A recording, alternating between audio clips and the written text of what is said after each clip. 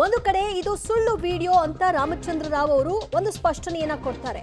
ಇನ್ನೊಂದು ಕಡೆ 8 ವರ್ಷದ ಹಳೆಯದ್ದು ಅಂತ ಕೂಡ ಹೇಳ್ತಾರೆ. ಅವರ ಹೇಳಿಕೆಯಲ್ಲೇ ದ್ವಂದ್ವ ಇದೆ.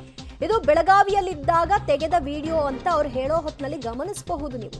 ಅನುಮಾನಕ್ಕೆ ಪುಷ್ಟಿ ಕೊಟ್ಟಿರುವಂತಹ ರಾಮಚಂದ್ರ ರಾವ್ ಅವರ ಹೇಳಿಕೆ. ಆ 8 ವರ್ಷದ ಹಳೆ ವಿಡಿಯೋ ಅಂದಾಗ ಅಲ್ಲ, ಅದು ಆ ಚಿತ್ರೀಕರಣ ಆಗಿಲ್ಲ, ಸುಳ್ಳು ಅಂತ ಬೇರೆ ಆಮೇಲೆ ಮತ್ತೆ ಸ್ಪಷ್ಟನೆ ಕೊಡುವಂತಹ ಪ್ರಯತ್ನವನ್ನ ಮಾಡ್ತಾರೆ. ಬಟ್ ಸ್ವತಃ ಅವರ ಬಾಯಲ್ಲೇ ಈ ಎರಡೂ ಹೇಳಿಕೆಗಳು ವ್ಯಕ್ತವಾಯಿತು. ಗೃಹ ಸಚಿವರನ್ನ ಅವರು ಭೇಟಿ ಮಾಡಲಿಕ್ಕೆ ಹೋದಂತಹ ಹೊತ್ತಿನಲ್ಲಿ ಎಲ್ಲಿ ಶೂಟ್ ಆಗಿದ್ದು, ಯಾವಾಗ ಶೂಟ್ ಆಗಿದ್ದು ಅಂದಾಗ ಅವರಿಂದಲೇ ಬಂದದ್ದು ಹಳೆಯದ್ದ ಅನ್ನುವಂತಹ ಪ್ರಶ್ನೆಗೆ ಬೆಳಗಾವಿಯಲ್ಲಿ ಇದ್ದಂತಹ ಹೊತ್ತು ಅಂತ. ಪೊಲೀಸ್ ಸಮವಸ್ತ್ರದಲ್ಲಿದ್ದಾಗ ರಾಸಲೀಲೆಯಲ್ಲಿ ತೊಡಗಿದ್ರ? ಹಾಗಾದ್ರೆ ಈ ವಿಡಿಯೋ ಶೂಟ್ ಮಾಡಿದ್ಯಾರು? ನಮಗೆ ಶಾಕಿಂಗ್ ಇದೆ. ನಮಗೇನು ಗೊತ್ತಿಲ್ಲ ಇದ್ರ ಬಗ್ಗೆ ನಾವು ಹೇಗಾಯಿತು, ಏನು ಯಾರು ಮಾಡಿದ್ರು ಅಂತ ನಾವು ಇದ್ರ ಬಗ್ಗೆ ಯೋಚನೆ ಮಾಡ್ತೀವಿ. ಸಹಜವಾಗಿ ನಿಮ್ಮ ಕಚೇರಿನಲ್ಲಿ ಶೂಟ್ ಆಗಿದೆ ಅಂತ ಕಾಣಿಸ್ತಾ ಇದೆ. ಅದೇ ಈ ಕಾಲದಲ್ಲಿ ಏನಾದ್ರು ಮಾಡೋಕ್ಕೆ ಇದೆ ಸಾಧ್ಯತೆ ಇದೆನಾ? ಸೊ ಇದ್ರ ಬಗ್ಗೆ ನಮಗೇನು ಐಡಿಯಾ ಇಲ್ಲ. ವಿಡಿಯೋ ಇದು ಅಂತ ಹೇಳ್ತಾ ಇರುವಂಥದ್ದು ಅದೇ ಹಳೇದಂದರೆ ಈಗ ಅದು 8 ವರ್ಷ ಹಿಂದೆ ಇದ್ದೇನೆ ನಾನು ಅಲ್ಲಿ ಬೆಲ್ಗಾಮಲ್ಲಿ. ಮುಜುಗರ ಸಹಜವಾಗಿ ತಂದಿದೆ ಸರ್, ಸಾಕಷ್ಟು ಮುಜುಗರ ಆಗಿದೆ. ಈ ಸರ್ ಇದು ಏನು ಹೇಳಲಿಕ್ಕೆ ಬಯಸ್ತೀರಾ ಅಂತ ಈ ಹಂತದಲ್ಲಿ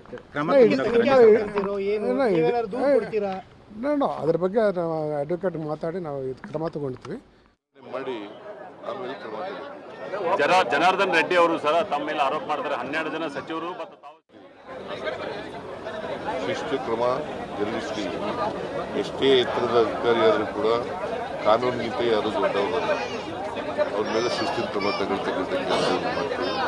ಅದನ್ನು ವಿಚಾರಣೆ ಮಾಡಿ ಆಮೇಲೆ ಕ್ರಮ ತಗೊಳ್ತೀವಿ. ಜನಾರ್ದನ್ ಆಮೇಲೆ ಅವ್ರ ಮೇಲೆ ಶಿಸ್ತಿನ ಕ್ರಮ ತಗೋತೀವಿ.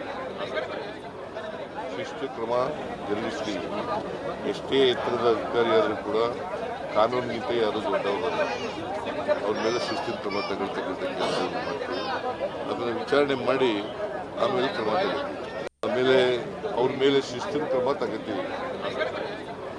ಶಿಸ್ತು ಕ್ರಮ ಜರುಗಿಸಿ ಎಷ್ಟೇ ಎತ್ತರದ ಅಧಿಕಾರಿಯಾದರೂ ಕೂಡ ಕಾನೂನಿಗಿಂತ ಯಾರು ದೊಡ್ಡವರಲ್ಲ. ಅವ್ರ ಮೇಲೆ ಶಿಸ್ತಿನ ಕ್ರಮ ತಗೊಳ್ತಕ್ಕಂಥ ಕೆಲಸವನ್ನು ಮಾಡ್ತೀವಿ.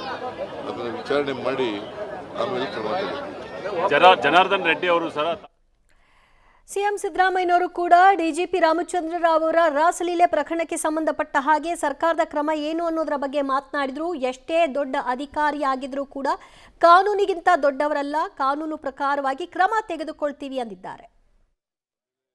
ಅವ್ರ ಮೇಲೆ ಶಿಸ್ತಿನ ಕ್ರಮ ತಗೋತೀವಿ. ಶಿಸ್ತು ಕ್ರಮ ಜರುಗಿಸಿ ಎಷ್ಟೇ ಎತ್ತರದ ಅಧಿಕಾರಿಯಾದರೂ ಕೂಡ ಕಾನೂನಿಗಿಂತ ಯಾರು ದೊಡ್ಡವರಲ್ಲ. ಅವ್ರ ಮೇಲೆ ಶಿಸ್ತಿನ ಕ್ರಮ ತಗೊಳ್ತಕ್ಕಂಥ ಕೆಲಸವನ್ನು ಮಾಡ್ತೀವಿ. ಅದನ್ನು ವಿಚಾರಣೆ ಮಾಡಿ ಆಮೇಲೆ ಕ್ರಮ ತಗೋತೀವಿ. ಜನಾರ್ದನ್ ರೆಡ್ಡಿ ಅವರು ಸಹ ತಮ್ಮ ಮೇಲೆ ಆರೋಪ ಮಾಡ್ತಾರೆ.